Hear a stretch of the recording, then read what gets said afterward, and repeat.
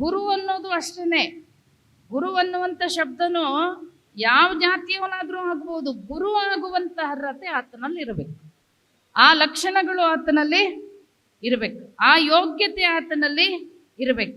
ಬಸವಣ್ಣನವರು ಮಾಡಿದ ಶೂನ್ಯ ಪೀಠಕ್ಕೆ ಮೊಟ್ಟ ಮೊದಲನೇ ಅಧ್ಯಕ್ಷರು ಯಾರು?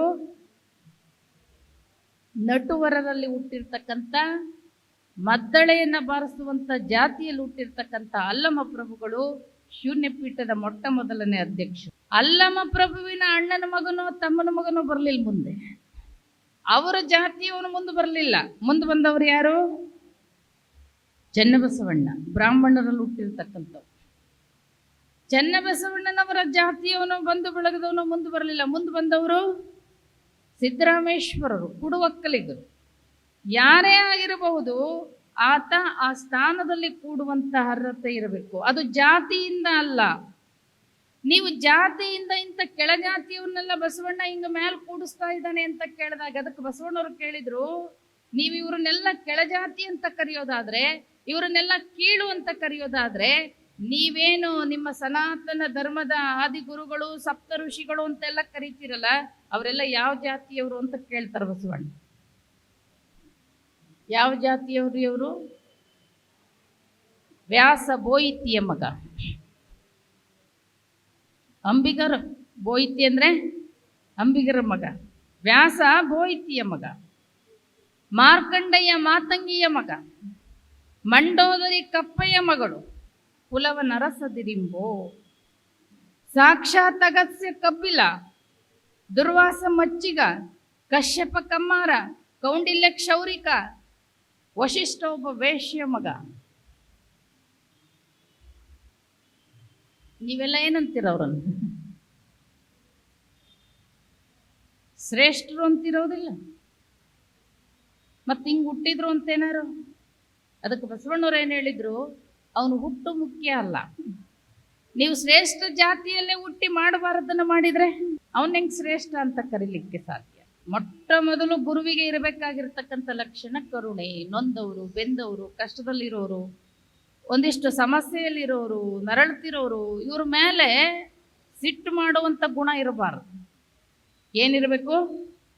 ಎಂಥವರನ್ನೂ ಕ್ಷಮಿಸುವಂಥ ಕರುಣೆ ಇರಬೇಕು ಅಂತ ಹೇಳ್ತಾರೆ.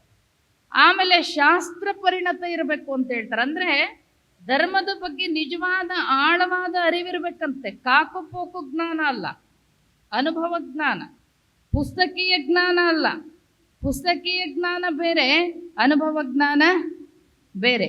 ನಿಮಗೇನಾರು ಅನುಭವ ಜ್ಞಾನ ಇಲ್ಲದೆ ಬರೀ ಪುಸ್ತಕೀಯ ಜ್ಞಾನ ಇತ್ತು ಅಂದರೆ, ಒಬ್ಬ ಹುಡುಗಿ PUC ಓದ್ತಿದ್ಲು, ಒಬ್ಬ ನೋಡ್ಲಿಕ್ಕೆ ಬಂದರು, ಒಬ್ಬ ಡಾಕ್ಟ್ರ ಇಂಜಿನಿಯರು ನೋಡ್ಲಿಕ್ಕೆ ಬಂದರು.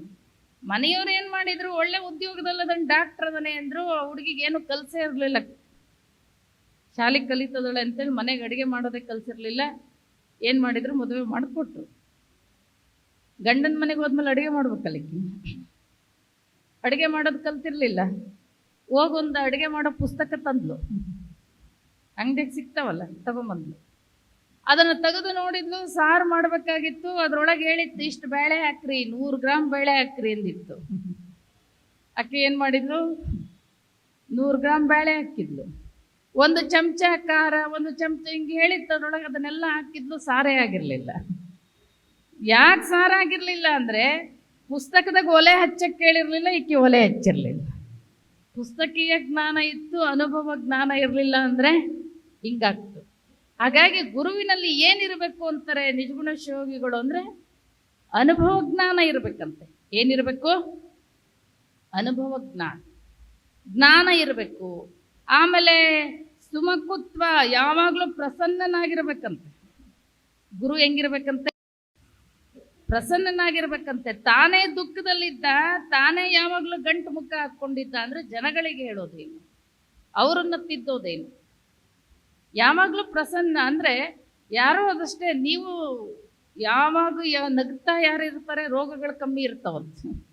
ಯಾವಾಗಲೂ ಗಂಟು ಮೋರಿ ಹಾಕ್ಕೊಂಡಿದ್ರೆ ರೋಗಗಳವರಿಗೆ ಜಾಸ್ತಿ ಇರ್ಬೇಕು. ನೀವೇನಾರ ಗಂಟು ಮೂತಿ ಹಾಕ್ಕೊಂಡವರು, ಸರಿಯಾಗಿ ಪ್ರವಚನ ಕೇಳದೇ ಇದ್ದವರು ಎದುರಿ ಕೂತ್ಕೊಂಡ್ರೆ ನೀವೆಂಥ ಪ್ರವಚನಕಾರ ಇದ್ರೂ ಪ್ರವಚನ ಹೇಳಕ್ಕೆ ಬರಲ್ಲ. ಎದುರಿಗೆ ರೆಸ್ಪಾನ್ಸ್ ಕೊಡ್ತಿದ್ರು ಸರಿ, ಅದು ಇಲ್ಲದೇ ಇದ್ರೆ ಸುಮಕುತ್ವ, ಸತ್ಕಲೆ, ತಾನೂ ತಿಳಿದಿರ್ಬೇಕಂತೆ ಮತ್ತೊಬ್ಬರಿಗೂ ತಿಳಿಸೋ ಶಕ್ತಿ ಗುರುವಿನಲ್ಲಿರ್ಬೇಕು. ನಿಸ್ವಾರ್ಥ, ಸ್ವಾರ್ಥಿಯಾಗಿರಬಾರ್ದಂತೆ. ಆಮೇಲೆ ಸದ್ಗುಣ, ಸದ್ಗುಣಗಳ ಮೌಲ್ಯ ಆಗರ ಆಗಿರಬೇಕಂತೆ ಗುರು. ಈ ಎಲ್ಲ ಗುಣಗಳನ್ನ ನಿಜಗುಣ ಶಿವಗಳೇ ಹೇಳ್ತಾ ಇರ್ತಾರೆ. ಅಂತಹ ಒಬ್ಬ ಯೋಗ್ಯ, ಸರಿಯಾದ ತಿಳುವಳಿಕೆ ಇರತಕ್ಕಂಥವನು, ಅನುಭವಿಯಾಗಿರ್ತಕ್ಕಂಥ ಗುರು ಪ್ರತಿಯೊಬ್ಬ ವ್ಯಕ್ತಿಯ ಬದುಕಿನಲ್ಲಿ ಬಹಳ ಮುಖ್ಯವಾಗಿ ಬೇಕಾಗಿರ್ತಕ್ಕಂಥವನು. ಪ್ರತಿಯೊಬ್ಬನ ಬದುಕಿಗೂ ಗುರು ಅತ್ಯಂತ ಅವಶ್ಯಕ.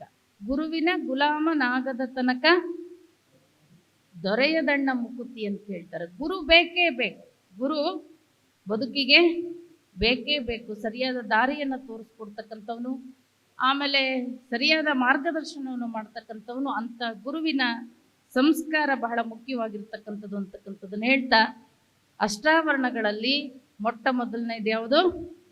ಗುರು. ಗುರು ಪ್ರತಿಯೊಬ್ಬರಿಗೂ ಬೇಕು.